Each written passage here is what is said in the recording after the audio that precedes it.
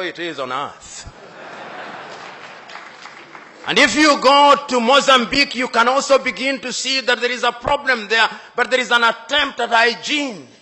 You go to Zambia, that is another country, Kenneth David Kaunda. On the day that he left office, Kenneth David Kaunda had only $8,000 in his account.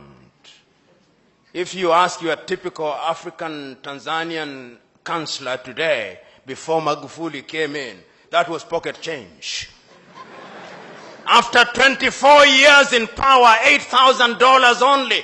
Those are people who love their country and sacrifice. There is a need for hygiene in Zambia. It is the only country in the world that I know where when an opposition leader blocks a motorcade, it does not become the offense of obstruction, it becomes the offense of treason. Unprecedented in the world. Hygiene is necessary in that country. And I look forward to hygiene being introduced. Then one comes to Tanzania.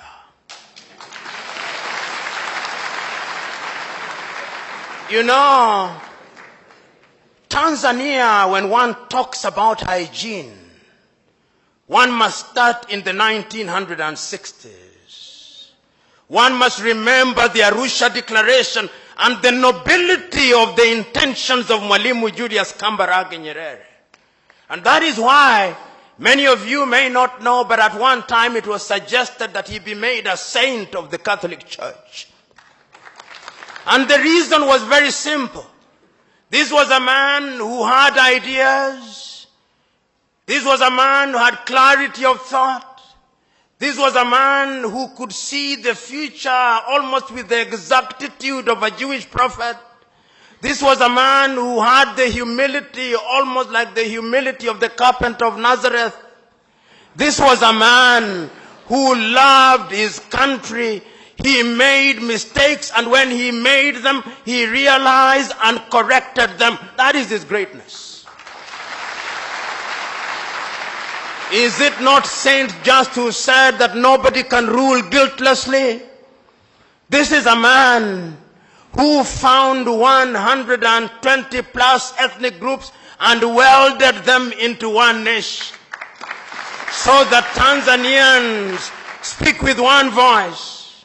You know, if you look at Tanzania and you ask your typical Tanzanian, what was the ethnic extraction of President Kambarage Nyerere?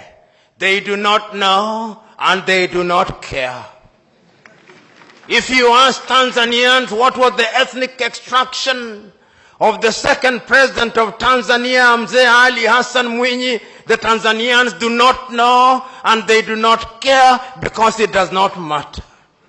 If you ask them what was the ethnic extraction of the third president of Tanzania, Benjamin William Mkapa, they do not know and it does not matter and they do not care. And if you ask Tanzania what was the ethnic extraction of your fourth president, Jakaya Mrisho Kikwete, they do not know and they do not care. And if you ask them what is the extraction of your fifth president, John Pombe Magufuli, they do not know and they do not care. They only know that he's a bulldozer.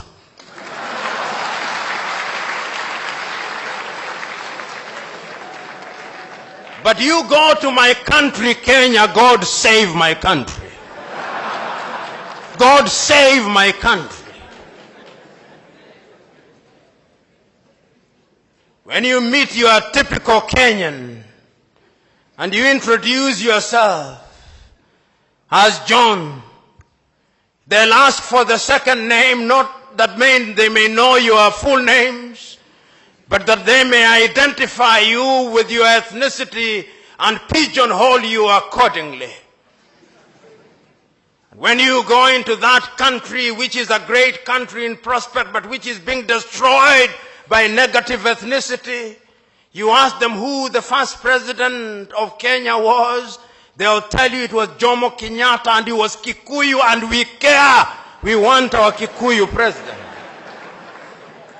And if you ask them who was the second president, they'll tell you It was Daniel Arap Moi of the Kalenjin extraction, and we cared because it was our turn to eat. And if you ask them who was the third president, they'll tell you it is Uhuru Muigai Kenyatta, and he is a Kikuyu, and we want him to continue because we Kikuyus and we Kalenjin only feel safe when one of our own is in State House. And if you ask the opposition, and you ask the leaders from my own ethnic group, the Luo of Kenya, the Luo will tell you we have been marginalized for too long. The time has come that God must smile upon us, and our son must be the president. And if you ask the Luhyas, they'll say the same thing. That is a tragedy of gigantic proportions. I'm submitting to us that the country called Kenya needs political hygiene.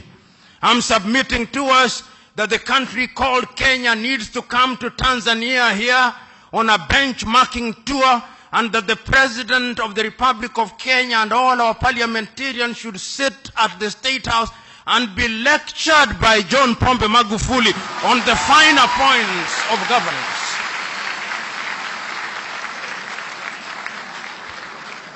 Of course, Mzee Warioba will be there, and other stalwarts will be there.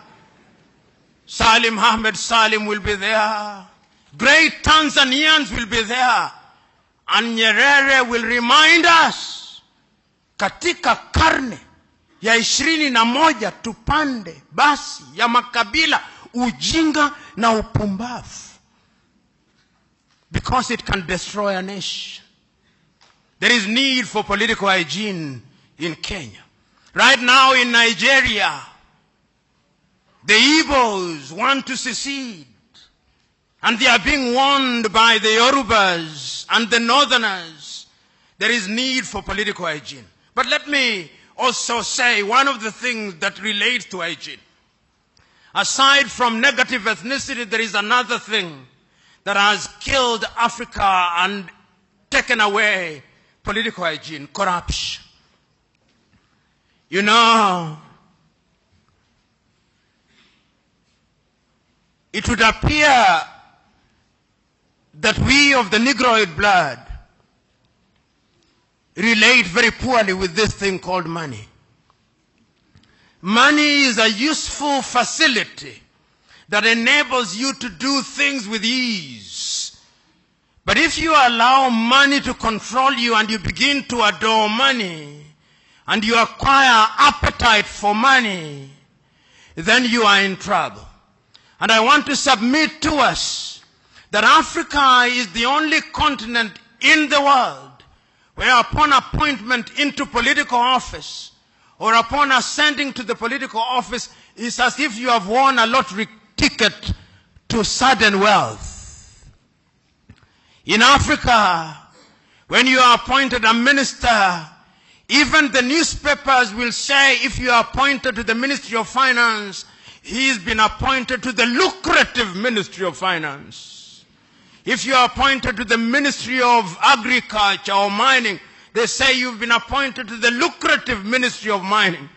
But when you are appointed to the Minister of Culture, they say you've been appointed to the lean Ministry of Culture.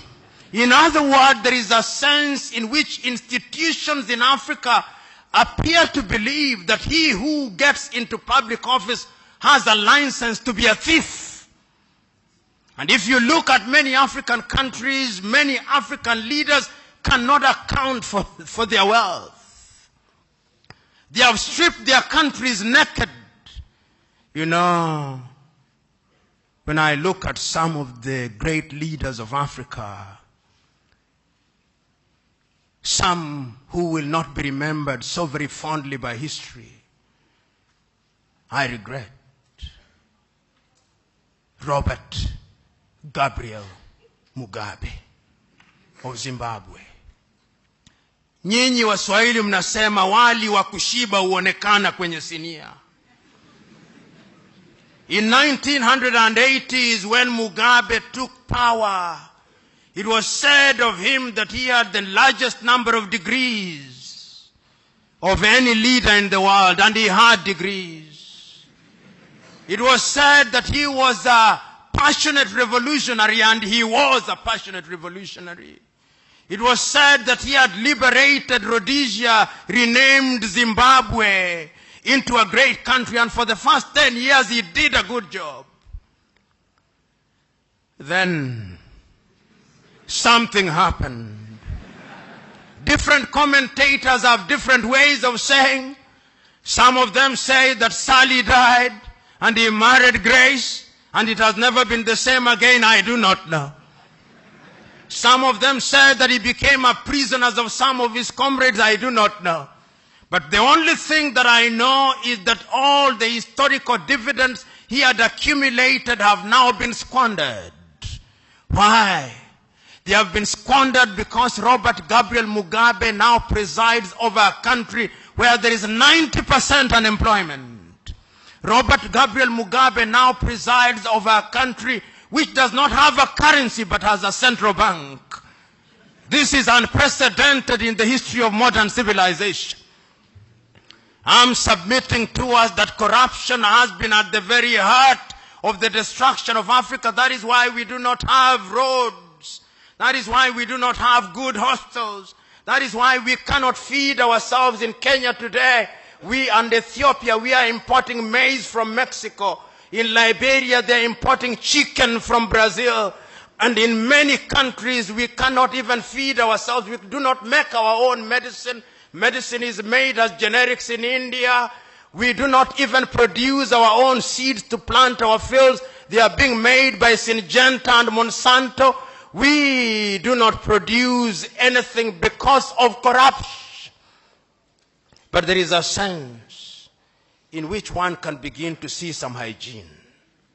There is a sense when I arrived here in Dar es Salaam, and I look at the newspapers and I see a white gentleman having flown into Tanzania in a private jet from the company called Acacia, goes into State House in Dar es Salaam and literally almost saying, mea culpa, mea culpa, mea maxima culpa. Nimekosa sana, nimekosa sana, nimekosa sana. And President John Pombe Magufuli, as if he was a Catholic father, saying, nimekusikia mwanangu, nimekusikia mwanangu.